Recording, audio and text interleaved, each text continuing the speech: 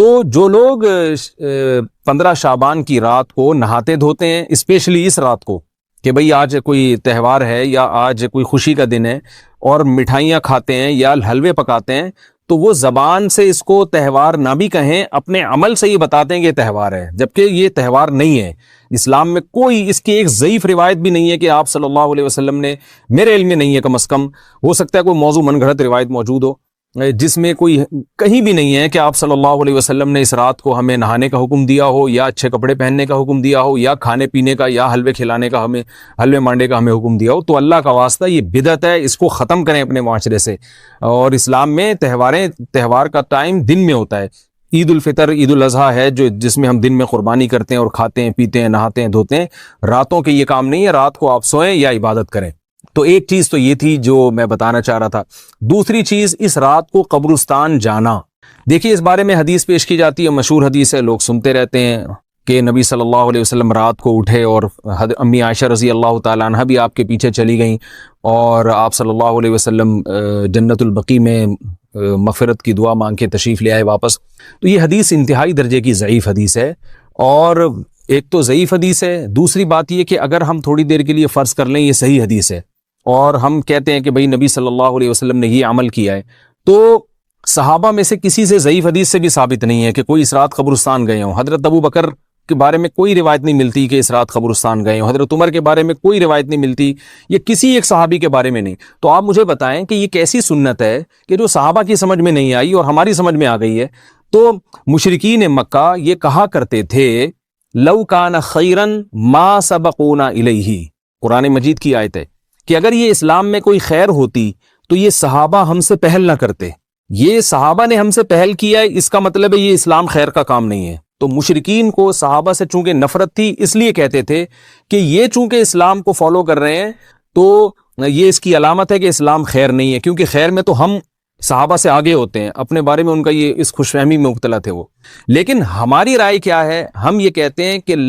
لو کان خیرا لسبقونا الیہ، وہ کہتے تھے لا سبقونا، ہم کہتے ہیں لسبقونا، کہ اگر کوئی بھی خیر کا کام ہے تو صحابہ ہم سے ضرور اس میں پہل کریں گے، یہ ہو نہیں سکتا کہ خیر کا کام ہم کریں اور صحابہ نے نہ کیا ہو۔ تو اسی طرح میں یہ عرض کرتا ہوں کہ دیکھیں اگر قبرستان جانا اس رات میں سنت عمل ہوتا تو صحابہ یقیناً جایا کرتے، کوئی ایک صحابی تو گیا ہو، یہ کیسی بات ہے جو صحابہ کی سمجھ میں نہیں آئی اور ہماری سمجھ میں آ رہی اور ہم قبرستان جا رہے ہیں اس رات کو۔ چلیں اگلا اسٹیپ تھوڑی دیر کے لیے فرض کر لیتے ہیں کہ نبی صلی اللہ علیہ وسلم جو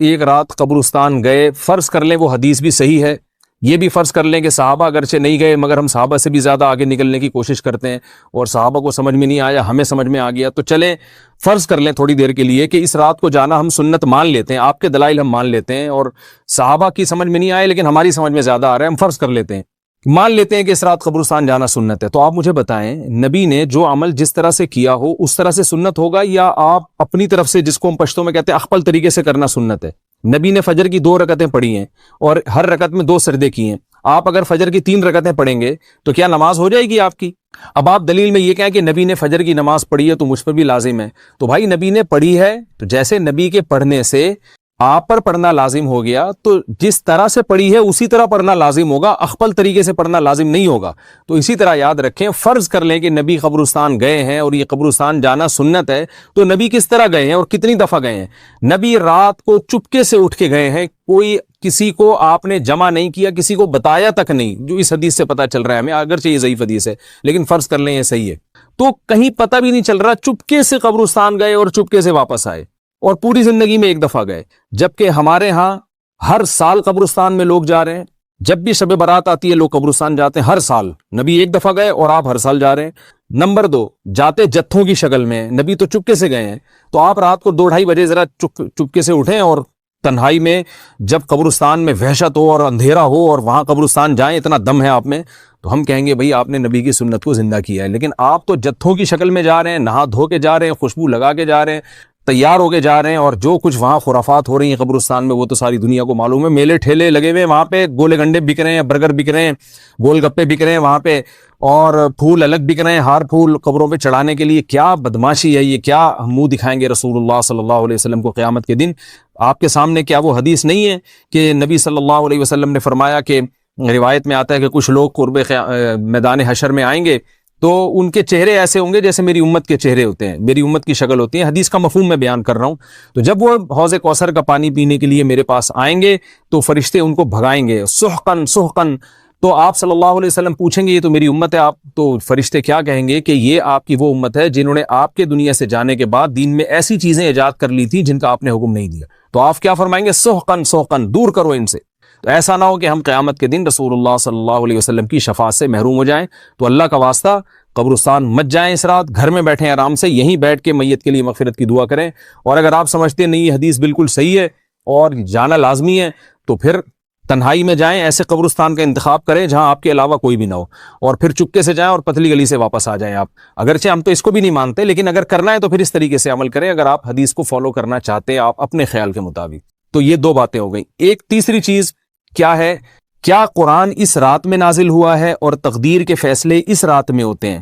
دیکھیے قرآن میں دو جگہ اللہ نے اس مضمون کو بہت وضاحت سے بیان کیا. ایک سورہ دخان میں انا انزلناہ فی لیلۃ مبارکہ کہ ہم نے اس کو مبارک رات میں نازل کیا، اور اللہ نے فرمایا فیہا یفرق کل امر حکیم، اس میں حکمت والے فیصلے ہوتے ہیں اس رات میں. دوسری جگہ 30ویں پارے میں سورہ قدر میں اللہ نے فرمایا انا انزلناہ فی لیلۃ القدر، ہم نے اس قرآن کو لیلۃ القدر میں نازل کیا. اور اس میں بھی اللہ نے فرمایا تنزل الملائکۃ فیہا کہ فرشتے اس رات میں اترتے ہیں باذن ربہم من کل امر، تمام قسم کے معاملات لے کے. تو یہاں بھی اللہ بتا رہے ہیں کہ جو ایک سال کے فیصلے جس رات میں ہوتے ہیں اور فرشتوں کے حوالے کیے جاتے ہیں وہ رات اور قرآن کے نازل ہونے والی رات ایک ہی ہے، یہ الگ الگ راتیں نہیں ہیں. اور سورہ قدر میں اللہ نے فرما دیا واضح لفظوں میں کہ وہ لیلۃ القدر کی رات ہے. تو اتنی وضاحت کے بعد پھر یہ کہنا کہ اس رات میں قرآن نازل ہوا تھا جبکہ اس کے بارے میں کوئی صحیح حدیث موجود بھی نہیں ہے، ضعیف یا موضوع روایتیں ہیں، تو یہ بالکل قرآن پر میں سمجھتا ہوں کہ یہ ٹھیک نہیں ہے، بالکل دلیل کے لحاظ سے یہ کمزور بات ہے. اگرچہ بعض علماء اس طرف گئے ہیں اور انہوں نے تعویل کی ہے، انہوں نے یہ تعویل کی ہے کہ قرآن جو ہے آسمان دنیا پہ آیا لیلۃ القدر میں اور وہاں سے جو نیچے نزول شروع ہوا ہے وہ شب برات میں ہوا ہے، لیکن یہ تعویل عقل سے بعید ہے اور اس تعویل کی ہمیں ضرورت بھی نہیں ہے. دو صحیح حدیثیں ٹکرا رہی ہوں یا قرآن کی آیت کسی ایسی متواتر حدیث سے ٹکرا رہی ہو تو پھر تو وہاں ہمیں تطبیق دینے کی ضرورت پیش آتی ہے، جب قرآن کے مقابلے میں کوئی حدیث ہی نہیں ہے، صحیح حدیث بھی نہیں ہے. حالانکہ قرآن کے مقابلے میں تو فقہا کہتے ہیں کہ اگر صحیح حدیث بھی ہو، متواتر نہ ہو، صحیح حدیث بھی ہو تو وہ بھی ظنی ہوتی ہے، تو اس حدیث کو رد کیا جائے گا، قرآن میں تعویل نہیں کی جائے گی. لیکن یہاں تو صحیح حدیث بھی نہیں ہے، یہاں تو ایک ضعیف روایت ہے، ضعیف اقوال ہیں، آپ اس کو کیسے قرآن کے مقابلے میں لا سکتے ہیں؟ تو جو بالکل بے غبار بات ہے وہ یہی ہے کہ اللہ تعالیٰ نے قرآن مجید کو لیلۃ القدر میں نازل کیا جو رمضان کے آخری عشرے میں ہوتی ہے، اور اسی لیلۃ القدر میں فیصلے بھی ہوتے ہیں. اور بعض لوگ کہتے ہیں اس میں حرج کیا ہے کہ ہم 15 شعبان کو بھی فرض کر لیں، اس میں قرآن نازل ہوا اور لیلۃ القدر میں بھی. بھائی اس سے لیلۃ القدر کی ویلیو کم ہوتی ہے. اللہ تو لیلۃ القدر کی ویلیو بڑھا رہے ہیں کہ یہ ایسی رات ہے جس میں ایک سال کے فیصلے بھی کر دیے جاتے ہیں اور اس میں قرآن مجید کا نزول بھی شروع ہوا. تو جس رات کو اللہ نے جو پروٹوکول دیا ہے وہی پروٹوکول اس کو دینا چاہیے، آپ اس کو کسی اور رات کو نہ دیں وہ پروٹوکول. تو یہ تیسرا مسئلہ ہوا. پہلا مسئلہ حلوے مانڈے کا اور نہانے دھونے کا، وہ بھی غلط ہے. دوسرا مسئلہ قبرستان جانے کا، وہ بھی ٹھیک نہیں ہے. تیسرا مسئلہ کہ اس رات میں قرآن نازل ہوا اور فیصلے ہوتے ہیں، یہ تیسری بات بھی غلط ہے. نہ تو اس رات میں قرآن نازل ہوا اور نہ اس رات میں فیصلے ہوتے ہیں. چوتھی چیز کہ کیا اس رات کی میں عبادت کی کوئی فضیلت ہے سرے سے یا نہیں ہے، یہ ایک علمی مسئلہ ہے. تو اس بارے میں خوب اچھی طرح سمجھ لیں کہ اس بارے میں جتنی بھی احادیث ہیں جو اس رات کی فضیلت کے بارے میں ہے کہ بنو کلب کی بکریوں کے برابر مغفرت ہوتی ہے اور بکریوں کے بالوں کے برابر، اور یا جو بھی اس بارے میں روایات ہیں کہ سب کی بخشش ہو جاتی ہے سوائے اس شخص کے جو کسی کے دل میں کینہ رکھتا ہے، تو یہ جتنی اس رات کی فضیلت میں احادیث ہیں تو ایک بات تو خوب اچھی طرح سمجھ لیں، اس پر تمام محدثین کا، جہاں تک میں نے دیکھا ہے، تمام محدثین کا اتفاق ہے کہ اس کی فضیلت میں صحیح حدیث ایک بھی نہیں ہے. اس رات کی فضیلت میں ایک بھی صحیح حدیث موجود نہیں ہے. لیکن ضعیف روایتیں اتنی کثرت سے ہیں کہ ایک الگ محدثین کا اصول ہے کہ جب ضعیف روایتیں کی سندیں زیادہ ہو جائیں تو وہ حسن بن جاتی ہے، یعنی قابل قبول ہو جاتی ہے وہ، کیونکہ بہت ساری کمزور چیزیں مل کے اس میں کچھ قوت پیدا کر دیتی ہیں. تو اب جن علماء نے احادیث کے ضعف کی کی طرف دیکھا کہ ایک بھی صحیح روایت نہیں ہے، انہوں نے اس رات کا بالکلیہ انکار کر دیا کہ اس رات کی سرے سے کوئی فضیلت نہیں ہے۔ لیکن جن علماء نے اصول حدیث کی طرف دیکھا اور فقہ کے ایک اصول کی طرف دیکھا کہ کثرت روایات درجہ حسن تک پہنچ جاتی ہیں، ضعیف روایات، تو انہوں نے کہا کہ بالکل اس رات کی فضیلت کا انکار ہی سرے سے کر دینا یہ غلط ہے۔ تو جمہور اس طرف گئے ہیں کہ اس رات کی فضیلت کا بالکلیہ انکار کر دینا یا اس کی عبادت کی فضیلت کا بالکلیہ انکار کر دینا یہ ٹھیک نہیں ہے۔ لیکن کچھ علماء، وہ بھی بڑے محقق علماء ہیں، وہ اس طرف گئے ہیں کہ اس رات کی سرے سے کوئی فضیلت اسلام میں ہے ہی نہیں۔ اب میں دونوں طرف کے علماء کا کچھ تھوڑا سا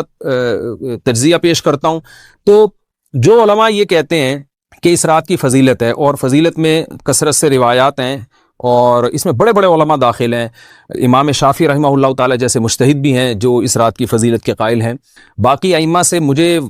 جو ہے نا امام ابو حنیفہ سے کچھ نہیں ملا اس رات کی فضیلت کے بارے میں، اور امام احمد ابن حنبل سے بھی مختلف روایات ملی ہیں، اس لیے میں جزم سے کسی اور امام کے بارے میں نہیں کہہ سکتا، لیکن امام شافعی سے بہرحال اس کی فضیلت صراحتاً منقول ہے، اگرچہ انہوں نے بھی اعتراف کیا ہے کہ اس کی روایات کے بارے میں جتنی اس بارے میں روایات ہیں وہ ضعیف ہیں، لیکن وہی ایک اصول ہے کہ جب ضعیف روایات بہت کثرت سے ہوتی ہیں تو درجہ حسن تک پہنچ جاتی ہیں۔ تو اس اصول کے تحت جمہور اس کے قائل ہیں کہ اس رات میں عبادت اگر ہم کرتے ہیں تو دوسری راتوں کی نسبت ہمیں ثواب زیادہ ملتا ہے۔ لیکن جو بعض دوسرے علماء جو بالکل ہی اس رات کی فضیلت کے منکر ہیں، ان کے دلائل میں یہ ہے کہ یہ بات اگرچہ درست ہے کہ اگر ضعیف روایات کثرت سے ہوں تو وہ درجہ حسن تک پہنچ جاتی ہیں، لیکن وہ کہتے ہیں کہ کچھ قرائن ایسے ہیں جن قرائن سے پتہ چلتا ہے کہ جو ہے ان قرائن کو اگر سامنے رکھا جائے تو وہ ان کی رائے یہ ہے کہ پھر ان کا خیال یہ ہے کہ ان کا رجحان اس طرف ہے کہ اس رات کی سرے سے کوئی فضیلت نہیں ہے۔ ان قرائن میں ایک چیز یہ بھی ہے کہ اس کے بارے میں جو روایات ہیں ان میں بہت زیادہ ثواب کی بشارت سنائی گئی ہے۔ تو بعض محدثین کا یہ اصول ہے کہ کسی رات کے بارے میں یا کسی خاص عمل کے بارے میں بہت زیادہ کہیں غلو ہوتا ہے یا مبالغہ ہوتا ہے، غلو تو نہیں کہہ سکتے، تو یہ خود ایک اس طرف اشارہ ہوتا ہے کہ یہ ایک ضعف ہے، اگرچہ یہ کوئی اتنی مضبوط بات نہیں ہے، لیکن بہرحال جو علماء اس کی فضیلت کے بالکل منکر ہیں ان کی ایک دلیل میں آپ کے سامنے پیش کر رہا ہوں۔ دوسری بات یہ ہے کہ جو علماء اس کی فضیلت کے بالکل بھی قائل نہیں ہیں، ان کی ایک بڑی دلیل یہ بھی ہے، جن میں ہمارے شیخ حضرت مفتی رشید احمد صاحب رحمہ اللہ تعالی بھی تھے، اگرچہ انہوں نے اس بارے میں کوئی صراحتاً فتویٰ نہیں دیا، لیکن وہ یہ اشکال ظاہر کیا کرتے تھے کہ شریعت میں جب بھی کسی وقت کی یا کسی خاص رات کی کوئی فضیلت آتی ہے تو اللہ تعالیٰ اس کو جو ہے وہ اس کا صحیح ٹائم نہیں بتاتے، بلکہ اس میں اختلاف ڈال دیتے ہیں۔ اس کی مثال ایسے جیسے جمعے کے دن حدیث میں آتا ہے کہ ایک وقت جمعے میں ایسا آتا ہے جس میں دعا لازمی قبول ہوتی ہے، اب ظاہر ہے وہ بڑا فضیلت کا وقت ہے، تو وہ وقت ہمیں متعین طور پہ بتایا نہیں گیا ہے، اس لیے علماء کا اس میں اختلاف ہوا، بعض نے کہا عصر کے بعد، بعض نے کہا کہ 2 خطبوں کے درمیان۔ لیلۃ القدر کو دیکھ لیں، لیلۃ القدر کی فضیلت میں قرآن بھی ہے، بہت ساری احادیث ہیں، لیکن لیلۃ القدر کی رات ہے کون سی یہ اللہ نے اس میں ابہام ڈال دیا۔ طاق راتوں میں 21 بھی ہو سکتی ہے، 23 بھی ہو سکتی ہے، بعض بلکہ حدیث سے 22ویں رات کا بھی ہونا ثابت ہے، زیادہ امکان 27ویں رات کا ہوتا ہے، تو وہ متعین نہیں ہے۔ تو جو علماء کہتے ہیں اس کی سرے سے کوئی فضیلت ہی نہیں ہے، ان کا رجحان وہ ان کی ایک یوں سمجھیں کہ دلیل تو نہیں لیکن ایک استئناس کہتے ہیں اس کو، کہ اس سے ان کے اس نظریے کو تقویت ملتی ہے کہ اگر یہ اس کی اتنی زیادہ فضیلت ہے تو اس کی تعیین میں اختلاف بالکل بھی نہیں ہے، تو یہ وہ کہتے ہیں کہ یہ مزاج شریعت کے خلاف ہے۔ اور تعیین میں اختلاف ہوتا کیوں ہے؟ علماء نے بیان کیا اگر لیلۃ القدر کو متعین طور پہ بیان کر دیا جاتا نا کہ یہی لیلۃ القدر ہے تو بہت ساری اس میں جو ہے نا حکمتیں فوت ہو جاتی، جن میں ایک یہ بھی کہ اس رات میں جہاں عبادت کا ثواب بہت ہے، گناہ کا عذاب بھی بہت ہے، پھر اگر اس رات میں کوئی گناہ کرتا تو وہ اللہ کے عذاب سے نہ بچ پاتا، کیونکہ وہ اللہ متعین کر دیا کہ یہ لیلۃ القدر ہے، تو کیسے تم اس میں گناہ کر رہے ہو؟ اب معاملہ اللہ نے مبہم رکھ دیا کہ بھئی یہ بھی ہو سکتی ہے تو اگلے دن بھی ہو سکتی ہے۔ اور ایک فائدہ یہ بھی اس میں رکھا متعین نہ کرنے میں کہ لیلۃ القدر انہی کو ملے جو تلاش کریں، جو پورا عشرہ جاگیں گے ان کو لیلۃ القدر ملے گی۔ اگر اللہ اسپیسیفک دن بتا دیتا کہ 21ویں ہے، 23ویں ہے یا 25ویں ہے یا 22ویں ہے تو بہت سارے لوگوں کو لیلۃ القدر مل جاتی، تو اللہ نے جو مبہم رکھا ہے نا، تو ایک رات کی فضیلت اللہ نے بڑھا دی مگر اس کی تعیین میں ابہام پیدا کر دیا تاکہ جو پورا عشرہ جاگے گا اسی کو لیلۃ القدر ملے گی، اس کے علاوہ ہر آدمی کو نہ ملے۔ وہ ایک اللہ کی ایک حکمت ہو سکتی ہے اس میں۔ تو یہ 2 حکمتیں ہیں کہ اس میں گناہ اگر کوئی کرے تو اس پر عذاب نہ آ جائے، کیونکہ اگر متعین کر دیا جائے گا تو پھر گناہ کیسے تم کر رہے ہو اس رات میں؟ تو اللہ نے اس میں بھی ابہام پیدا کر دیا، جو گناہ کرنے والا ہے اگرچہ وہ بڑا گناہ گار ہے اس رات میں، چاہے وہ رمضان کا آخری عشرے میں کسی رات میں بھی گناہ کرتا ہے، لیکن کم از کم اتنا عذر تو ہے کہ اس کو کیا پتا تھا کہ یہ آج لیلۃ القدر ہوگی۔ تو جو 15 شعبان کی رات ہے اس کی بہت زیادہ فضیلت ہے، تو پھر یہ رات کو متعین کیوں کر دیا گیا؟ یہ ان علماء کی دلیل میں بیان کر رہا ہوں جو اس کی فضیلت کے بالکل بھی قائل نہیں ہیں، لیکن بہرحال حقیقت یہ ہے کہ جمہور علماء اس کی فضیلت کے قائل ہیں، کیونکہ یہ جو میں نے دلائل دیے کہ وہ علماء جو اس کی فضیلت کے سرے سے منکر ہیں، ان کے یہ دلائل کو ہم دلیل نہیں کہیں گے بلکہ استئناس کہیں گے، کہ استئناس کہتے ہیں کہ ایک چیز استدلال نہیں ہے بلکہ ان اپنے نظریے کی تقویت کے طور پر ایک چیز کو پیش کر دینا جس سے یہ لگتا ہو کہ واقعی یہ صحیح کہہ رہے ہیں، اس کو استئناس کہتے ہیں، میں جو آسان لفظوں میں سمجھانے کی کوشش کر رہا ہوں۔ اور ایک استدلال کہتے ہیں کہ ایک ریسرچ کو، ایک پوری تحقیق کو۔ تو جمہور کا مذہب ایک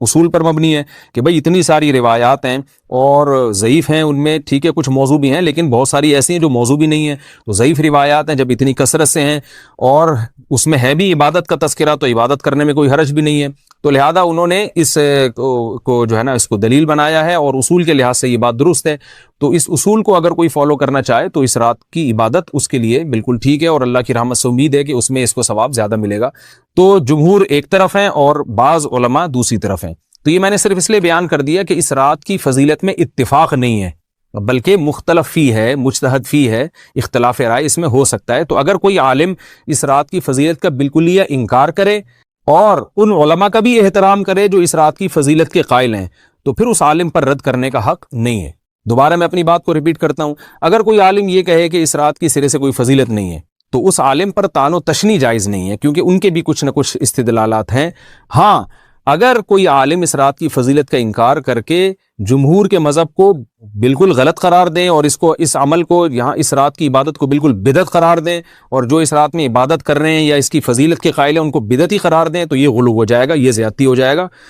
ہو جائے گی، جو کہ بالکل غلط ہے۔ کیونکہ جب دونوں طرف دلائل ہیں تو اعتدال والی رائے اختیار کرنی چاہیے، اور کسی ایک طرف بہت زیادہ جھکاؤ یا کسی ایک کو 100% غلط قرار دے دینا، بدعتی قرار دے دینا، یہ درست نہیں ہے۔ تو ہماری قوم میں ایک مزاج ہے کہ بس اپنی رائے کو مسلط کرتے ہیں اور دوسرے کی رائے کو مانتے ہی نہیں۔ تو عوام کے لیے کیا ہے؟ لوگ کہتے ہیں مفتی صاحب کنفیوز کر دیا آپ نے، تو لٹکا کے چھوڑ دیا ہمیں۔ بھائی میں کنفیوز نہیں کر رہا، عوام جمہور کے مذہب کو فالو کرے گی، جمہور میں بڑے بڑے علماء ہیں، وہ اس کی فضیلت کے قائل ہیں اور وہ اس کے قائل ہیں کہ اس رات میں عبادت کرنی چاہیے، تو آپ جمہور کے مذہب کو فالو کر سکتے ہیں۔ تو اب یہ بات تو ہو گئی جمہور کا مذہب، میں نے آپ کو بتایا کہ وہ اس رات میں فضیلت کے قائل ہیں کہ اس رات میں عبادت کرنی چاہیے، لیکن کیسے کرنی چاہیے اس پر تمام علماء کا اتفاق ہے کہ مسجد میں جتھے بنا کے جانا یا اجتماعی عبادت کرنا یہ بالکل بدعت ہے، بالکل ناجائز ہے۔ اسی طرح کوئی مخصوص قسم کی نماز پڑھنا کہ پہلی رکعت میں یہ والی صورت، تو دوسری میں یہ والی صورت، تو تیسری میں یہ والی صورت، یہ بالکل بدعت ہے۔